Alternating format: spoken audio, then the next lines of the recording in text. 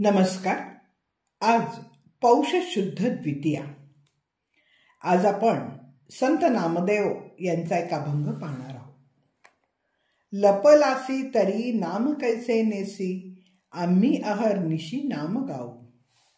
आम्हापासून या जाता नये तुझ, तेहे वर्म बीज नाम घोकू. आम्हासी तुझे रूप नामची पाहिजे, मग भेटी सहजे वेणे लागे. भोळी भक्ते आम्ही चुकलो होतो वर्म, सापडले नाम नाम यासी. संत नामदेव विठ्ठलाचे नाम हेच सार सर्वस्व असल्याचे अनेक अभंगातून सांगत आले.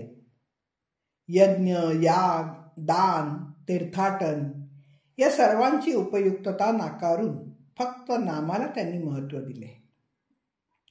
या मृत्यूलोकात सर्वत्र सर्वांकडे पाहिले असता भ्रमणाच्या योगे लोक रंजीस आलेले आहेत.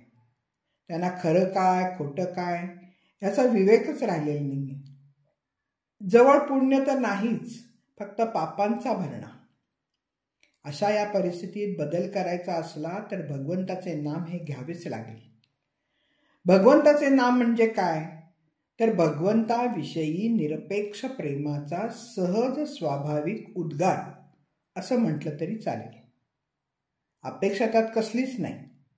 आपली वृत्ती आणि भगवंत यांना जोडणारी साखळी, मन आणि ईश्वर यांना सांधणारा दुवा म्हणजे नाम.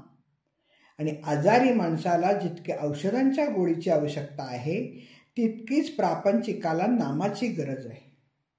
ते श्रद्धेने घेतलं, शुद्ध मनाने घेतलं की भगवंताशी एकरूप होता येतं. त्यामुळे नामदेव महाराज नामाशी पूर्णपणाने संबंध स्थापित करून भगवंताला असं म्हणतात की हे भगवंता, तू जरी कुठे दिसेनासा झालास किंवा भूमिगत झालास तरी तू तुझे नाम तुझ्याबरोबर थोडेच नेणार आहेस, ते तू नेऊच शकणार नाहीस. त्यामुळे आम्ही तुझे नामच अहर्निश गात राहू. येथे नामदेव महाराजांनी रूपापेक्षा नामाचं श्रेष्ठत्व प्रतिपादलंय. ते पुढे म्हणतात, भगवंता, आमच्यापासून तुला केव्हाही जाता येणार नाही, कारण मूळ जे बीज नाम आहे ते आम्ही सतत घेत राहू. म्हणून आम्हाला फक्त तुमच्या रूपानामाचीच गरज आहे, कारण सहजच त्या नामप्रभावाने तुला आम्ही भेटणे भाग आहे. भोळ्या भावामुळे आम्ही बाबडे भक्त तुझे वर्म समजू शकलो नव्हतो, हेच खरं. पण आता मात्र तुझे वर्म मला कळले, असं नामदेव महाराज म्हणतात. नामाव्यतिरिक्त अनेक मार्गांचा निषेध नामदेवांनी अनेक अभंगातून केलेला आहे. या अभंगात सुरुवातीलाच ते प्रत्यक्ष भगवंतालाही म्हणतात की तू नसलास, दिसेनासा झालास किंवा लपलास तरी नाम हे आहेच. म्हणजे प्रत्यक्ष भगवंतापेक्षा सुद्धा त्याचं नाम श्रेष्ठ आहे.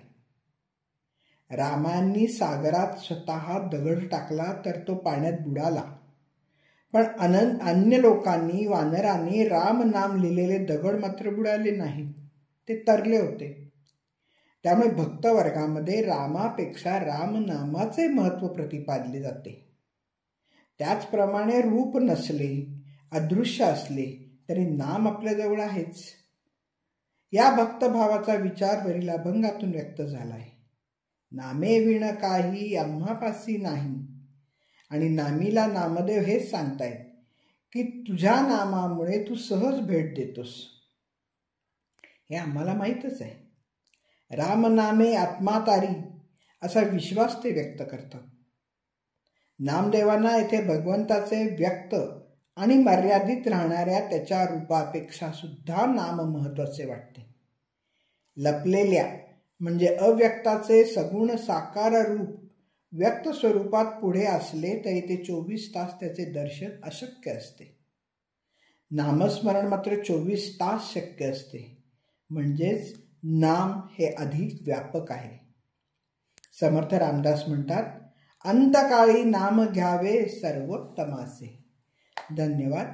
मी वाचक सौभाग्यवती पल्लवी कुलकर्णी. नमस्कार.